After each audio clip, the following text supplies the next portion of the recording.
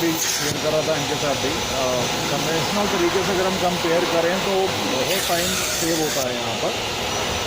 Normal dry cleaning हम देते हैं वो 3-3, 4-4 घंटे लगा रहते हैं, घर पे भी बुलाओ और फिर वो देसी तरीका रगड़ के ब्रश मार के, और उसके बाद भी पानी इतना ज़्यादा अंदर चला जाता है।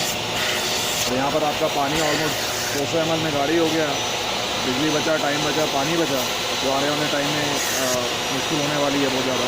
गवर्नमेंट की तरफ से अगर फिटनेस हो जाती है। लाइट गई क्या? एट द सेम टाइम आपकी गाड़ी डिसइंफेक्टेंट भी हो रही है। बेटा लाइट गई सर, उनका भी बंद हो गया ना, उनका भी बंद हुआ।